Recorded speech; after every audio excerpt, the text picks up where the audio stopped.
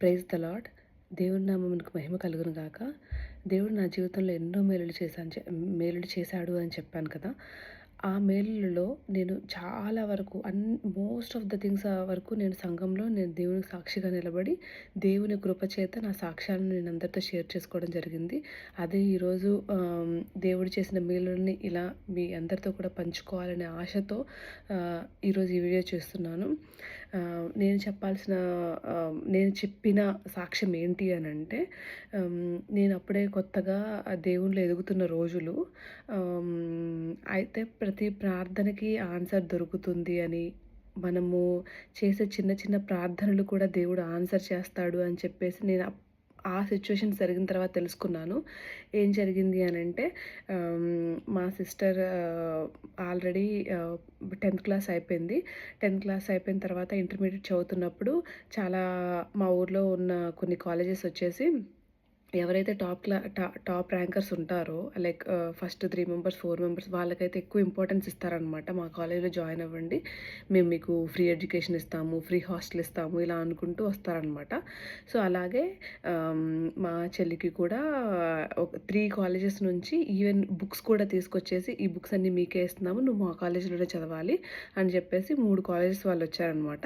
So ఫైనల్గా ఒక college select చేసుకొని వెళ్తుంటే యాక్చువల్‌గా దానికి నచ్చట్లేదు. ఎందుకంటే తను శ్రీ చైతన్య నారాయణ లాంటి కాలేజెస్‌లో చదవాలి అని. అందరూ ఫ్రెండ్స్ అలా చదువుతున్నారు. But okay, I can't afford it.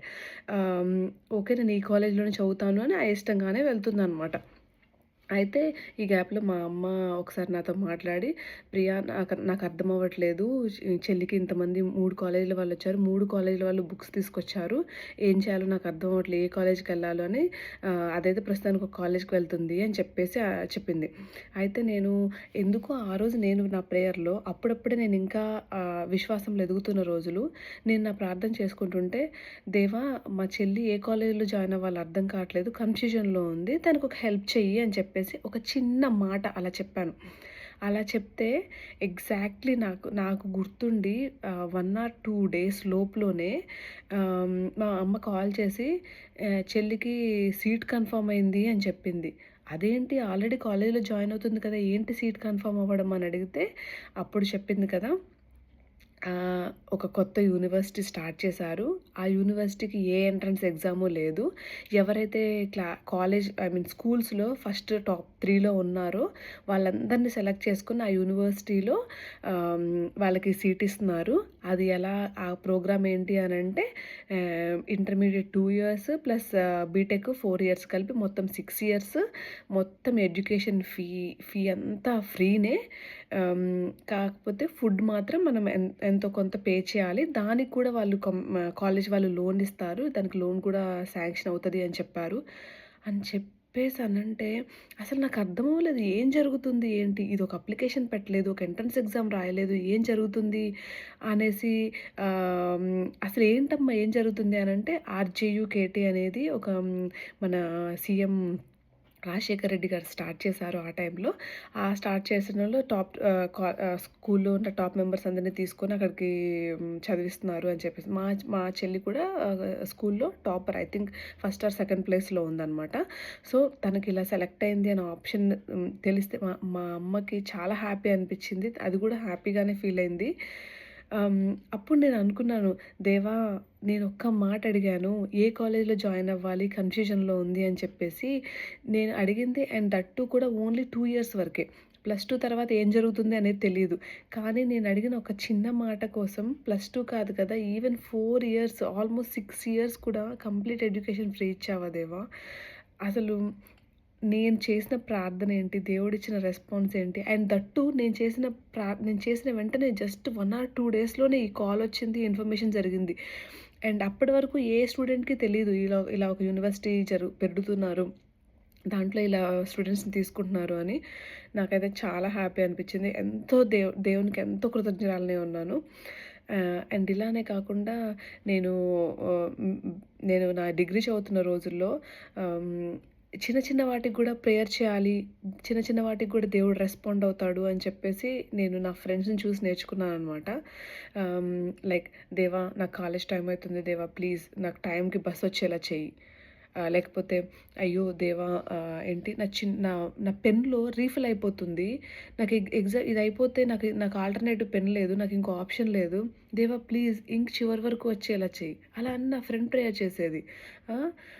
And every class అయిపోయిన తర్వాత దేవా ఈ క్లాస్ సక్సెస్‌ఫుల్‌గా రన్ అయ్యేలా చేశావు. అండ్ నెక్స్ట్ ల్యాబ్ జరుగుతుంది. మేమేం చేయాలి? ఎలా మాట్లాడాలి? వైవా జరుగుతుంది. ఎలా మాట్లాడాలి?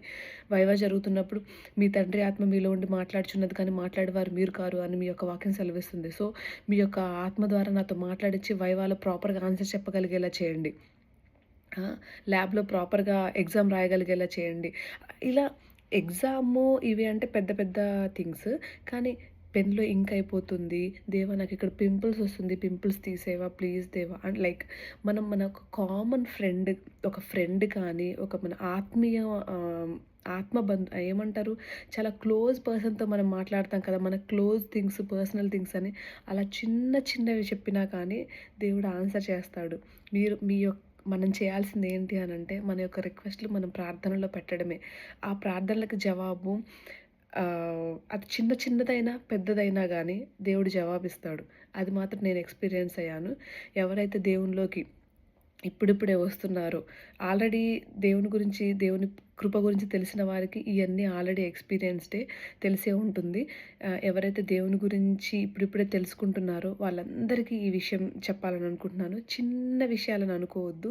ప్రతి ఒక్క చిన్న విషయము మీరు దేవునితో మాట్లాడుకోవచ్చు. దేవా ప్లీజ్ దేవా హెల్ప్ చేయి దేవా అని చెప్పేసి మనము మన పేరెంట్స్‌ని గాని, మన ఫ్రెండ్స్‌ని గాని ఎలా రిక్వెస్ట్ చేస్తామో అలా కూడా రిక్వెస్ట్ చేసుకోవచ్చు. నేనైతే అలాగే రిక్వెస్ట్ చేసేదాన్ని. ప్రతి చిన్న విషయానికి కూడా మనం దేవుని మీద డిపెండ్ అవ్వచ్చు. దాంట్లో తప్పులేదు. అది ఏదైనా పెద్దదైనా, చిన్నదైనా ప్రతి విషయాన్ని మీద దేవుడి మీద ఆధారపడాలి అని చెప్పేసి నా యొక్క ఆత్మీయ జీవితంలో నేర్చుకున్నాను.